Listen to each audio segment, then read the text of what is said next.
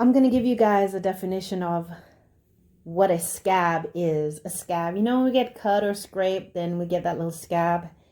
I'm going to give you a few definitions of what scabs do. So scabs are usually crusty and dark. Their job is to protect the cut by keeping germs and infections out and gives the skin cells underneath the chance to heal. I think that's pretty straightforward. Scabs are usually crusty and dark. Doesn't look good. Their job is to protect the cut by keeping germs and infection out and gives the skin underneath the chance to heal. Another definition of what scabs do, scabs form a defense against infection and blood loss and germs. When you get a cut or a scrape, platelets or blood clot cells begin to form to stop the bleeding. And as the blood dries, it forms a layer that is called a scab. And underneath the scab, as ugly as it looks, a lot of healing and everything is going on. Now, what happens when you pull a scab? I remember when I was a little kid, I got a little cut and then it was healing up, and then I ran and I brushed against something and the scab came off and it started bleeding again. And, I had to run to my grandmother, and then she put on her little, the dressing and the ointments on my skin again. So when you pull a scab off, and then of course you can also pull a scab off because it's itching and you're messing with it. Pulling scab undo repair. So it undoes. Pulling a scab will undo the repair being done, and the healing takes longer and scarring can occur. So if you pull your scab, it's going to undo the repair being done underneath, and healing will take longer and scarring may occur. Sometimes you've been in situations and you've been around people, you have been in a place where you have been wounded. First it was a scrape, first it was a little bump, then it was a scrape, then you got a cut, then it became a deeper cut, and that cut just kept going. Okay? I have a video called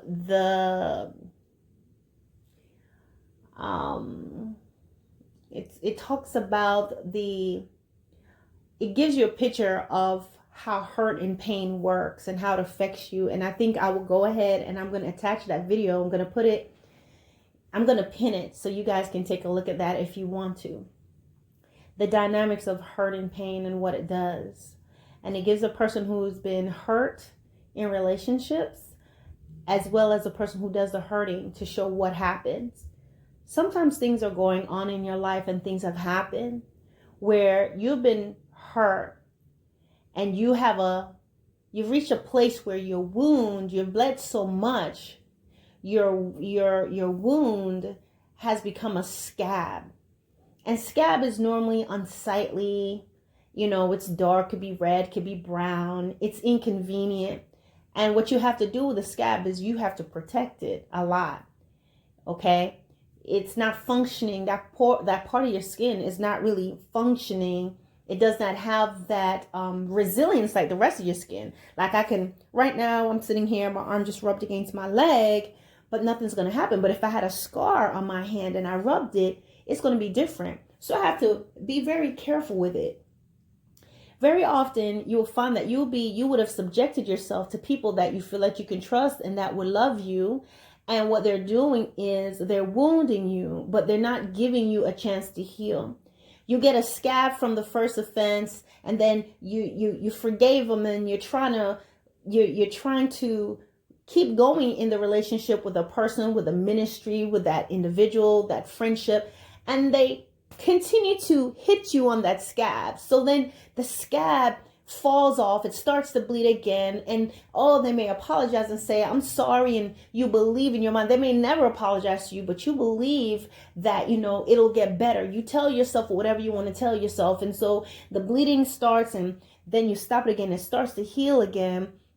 But remember, each time you undo you pull that scab off, the healing underneath is now compromised, and healing takes longer. So now sensitive still, and then here comes the next defense. The person hits that scab again, and it falls off. It bleeds longer. It may take longer for coagulation, meaning it may take longer for the blood to clot this time. And you find that healing is taking longer, and that's that scab, and because it's been disturbed so much, it's starting to become a scar, and a scar may be unsightly. This is what happened when you're sticking and you're hanging around individuals that keeps ripping the scab off. They keep knocking it off. They know this particular thing is very sensitive to you. It could be a family member. They know that if they talk to you about, let's say for some reason, God forbid, your children were removed from you for whatever reason, or they ended up living with your ex. Okay, they would go there. Oh, that's why you don't have your kids. No wonder you don't have your children. I guess your ex-husband or your ex-wife. Oh, now that's why your kid's being raised by somebody else. Okay, just nasty little things like that. They can talk about.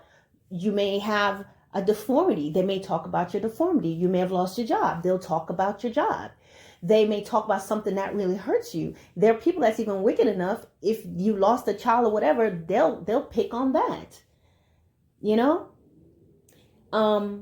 Just in ministry, just doing little things. They may not be that outright and say things like that, but wounds, little things that continue to do little things, and you never get a chance to heal. So now you find you have these ugly scars upon you, and then that becomes the point of conversation.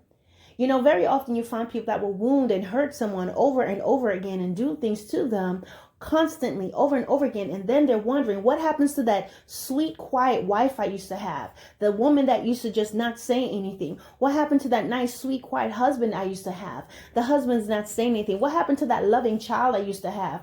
Well, maybe because you're constantly railing at them and hurting them. So now they become this hardened, they just seething with hate towards you. They're not as affectionate. They don't want to be around you anymore because of what you're doing. You're knocking their scab, right? They're growing boy, growing girl. You're criticizing things about them. You hurt them. You wounded them. And they're trying to protect themselves from you, but you keep coming in by the position of your authority as a parent. They have no way to protect themselves. They just have to take it.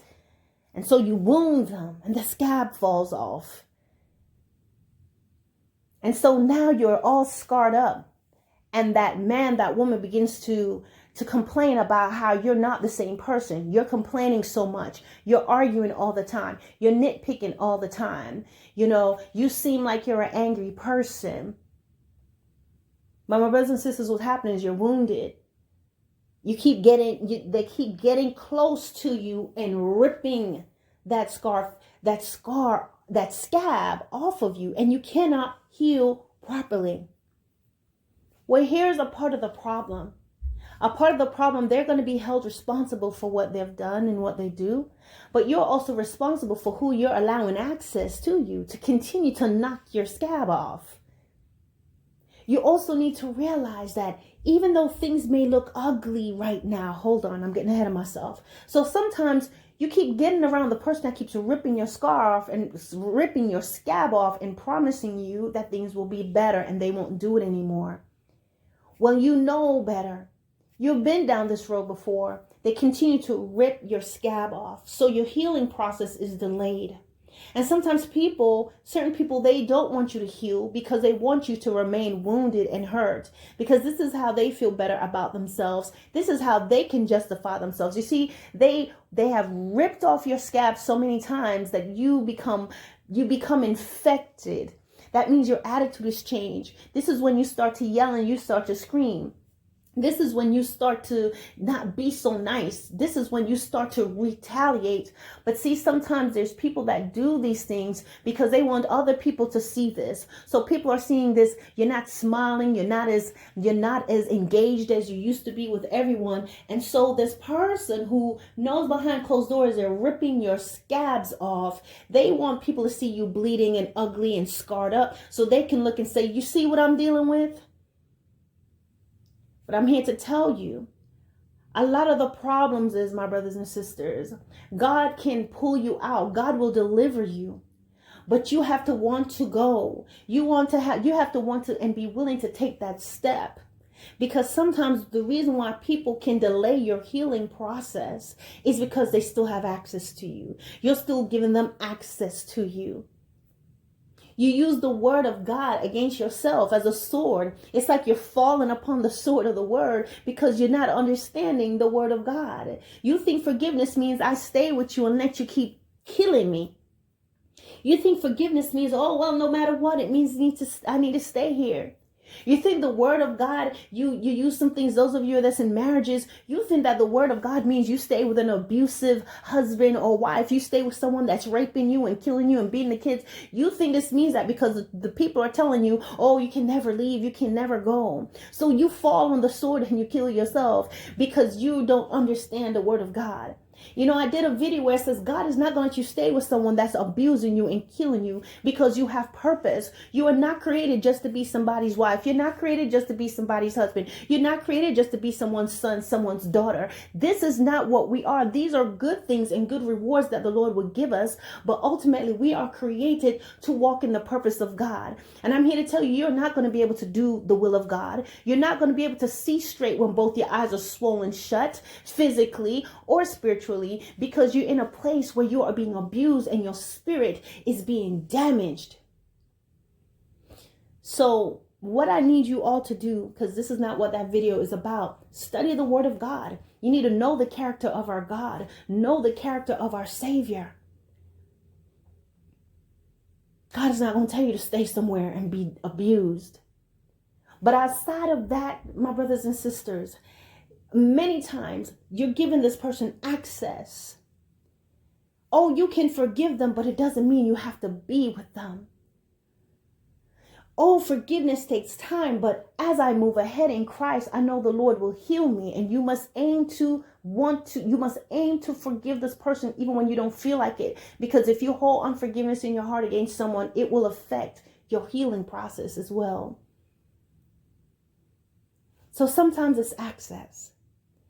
Now, when you move away and you may no longer be in the situation, you're looking at yourself and people may be looking at where you are now. Maybe your life has changed. Maybe you don't have the niceties that you had before. Maybe you don't have all the access and the connections that you used to have before. Maybe you're starting from scratch and maybe you're in this lowly place. You have to live with other people right now until things get better. And to you, you're looking in the mirror and you're looking at yourself and you say, oh, I look so ugly. You see the scabs all over me and you think that you're ugly and you're unsightly. But I'm here to tell you, underneath the scab, there is something going on. There is healing. There is healing going on. You know, even a bird that flies, when it hurts its wing and it has to be healed, it takes a bit of time.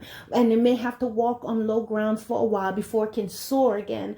But sure enough, one day it will soar. And I want you to know, you may look like a scab to the world. You may be getting laughed at. People are thinking they have the last laugh. That person looks so bright, the one that hurt you and moved on with their life, and those that are around you that's hurting you, and you are away and they're laughing and talking about how, oh yeah, look at him now, look at her now, where's their God now? But I'm here to tell you, there's something going on underneath. The Lord is transforming you. The Lord is bringing together all those areas that's been broken and cracked. You're going to get beauty for ashes. Right now, they're looking at you all rough, but there's a diamond in the rough. Oh, my brothers and sisters, the most precious stones can be found and crystals can be found in these ugly rocks. And it takes time and it takes effort, but deep within all of that, there's a precious gem. And I'm here to tell you that's what's going on with you. You may feel like you're a scab, but don't pull. Don't pull at it. Don't yank it off. Don't say mean things about yourself. Don't have self-loathing, but trust the Lord with the process. Trust the Lord how you're going to emerge with a smile again. Trust the Lord on how you're going to feel peace again. Trust the Lord on how you're going to feel gladness again. You're going to be complete again if you trust in Him, if you stay by His side. Oh, you're going to come out victorious. He's going to prepare a table before you in the presence of your enemies. Those that thought that they had you will see you standing high. They will see you being the head and not the tail. They'll see you above and not beneath. They will wonder, who is this person and what is going on? And I'm here to tell you, nothing that they will be able to do is going to bring you down again. You may look at that where you are in your life and you think, I'm just an ugly person.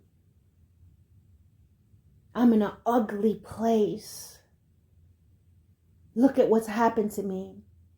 But underneath it, if you turn to the Lord and trust in Him, I'm here to tell you, He is doing a remarkable healing in your spirit. And you're going to emerge so changed, so transformed. People are going to know this had to be God. So wait on it. Don't be discouraged. All right, guys.